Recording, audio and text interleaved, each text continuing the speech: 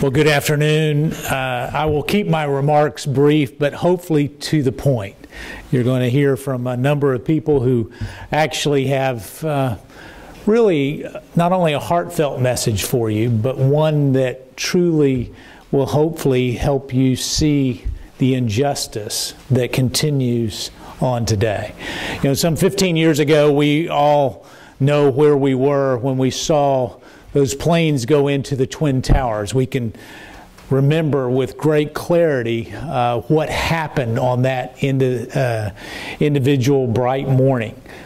However, the other aspect of that was that the terrorists were looking to break our resolve.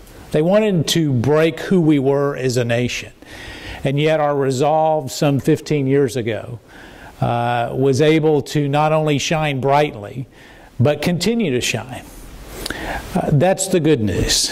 The bad news is that that same resolve is being challenged each and every day with regards to justice for the victims, justice in terms of Lady Justice, being able to go further. Sarah talked about the Department of Justice and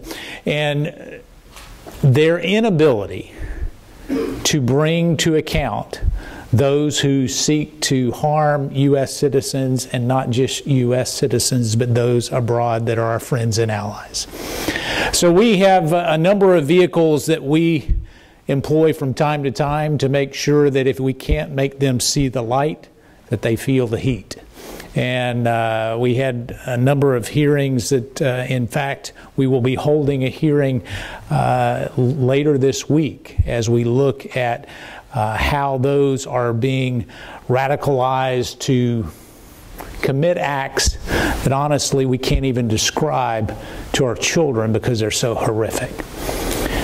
Now, I say that is because we must be tenacious, we must be unyielding, and we must be resolute in finding an answer.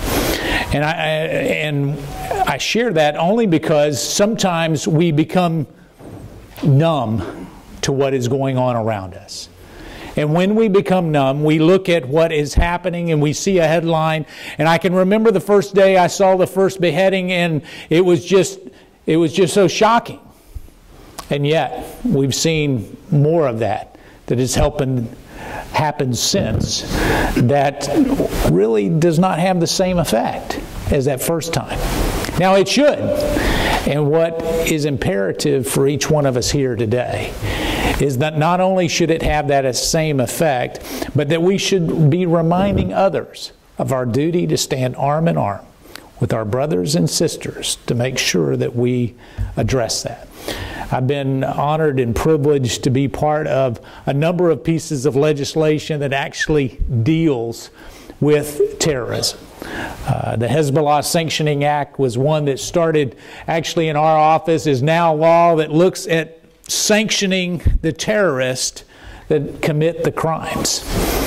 But nothing was so touching and so unbelievably disappointing as when my wife and I sat in a courtroom in Israel, where we had 6 Palestinians that were there standing trial. They had an Israeli appointed attorney. They had a Hamas paid for attorney to defend these 6 individuals who had committed terrorist acts against Jews in the region. Now, when we were sitting there, it was a place that was about this size. And so you had the judge, you had the prosecutors, you had 6 defendants in leg irons that were sitting not more than 15 feet from us. And as Debbie and I sat there, the look on the defendant's face was so chilling. Because if I hadn't known any better, I would have thought they had won a spelling bee or that they had been given some kind of prize for their actions in the way that they were conducting themselves. And in fact, their parents, many times the parents sitting behind us in the row, were cheering them on for their actions that were committed against Jews, and they were being applauded for those horrific actions. Now, you tell people in America that that is going on, and they say, certainly not. It couldn't be happening. Because it doesn't make the news.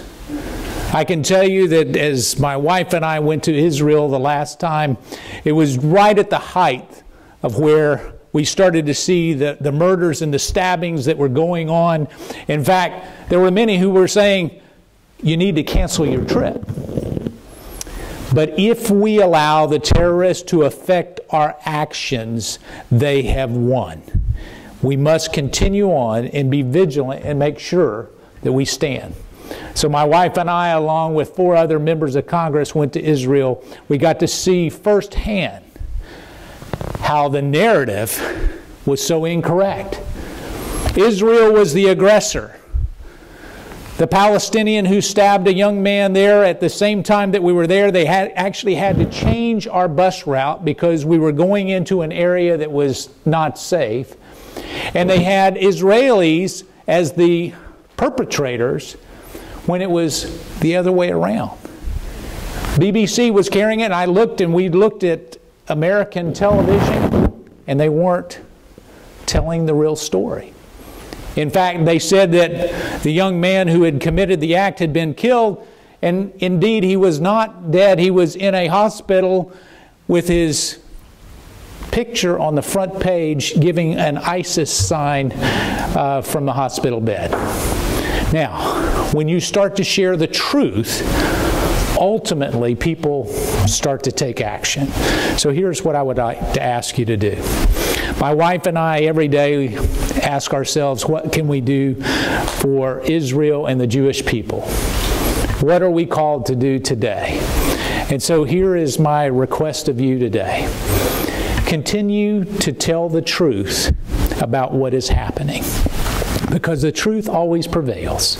And if you don't tell the truth, if you censor your speech because it is uncomfortable, there are consequences that happen along with it, and justice will never, ever be brought forth. So I'll close with this story, a true story for Debbie and I, as we were traveling along in Budapest along the Danube.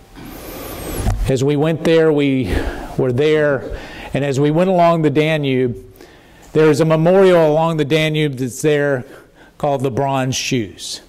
And if you've ever traveled there, as you see the bronze shoes, there are tens, if not hundreds, of bronze shoes along the edge of the Danube. Well, as we were there, we got to hear the rest of the story, and it broke our heart. I can tell you, as the bronze shoes are there, they're a reminder of what happened during Nazi Germany's time and of all that was going on wrong in Budapest, because what they would do is they would take the Jews and they would tie 3 of them together. They would tie one to another to another. And they didn't want to waste the bullets. So they would take off the shoes because the shoes were seen to have had value. They would shoot the 2 on the end and push them into the Danube to drown the 3rd. It breaks my heart because that's a constant reminder of what is there. My wife and I made a commitment that day that never again, as long as I have the ability to serve in Congress, would the most valuable thing about a Jewish life be their shoes. So I am honored to stand with you. I'm honored to address you today. And I thank you, and I ask you to stand and tell the truth. Because if you tell the truth, eventually justice will come. God bless you. Thank you.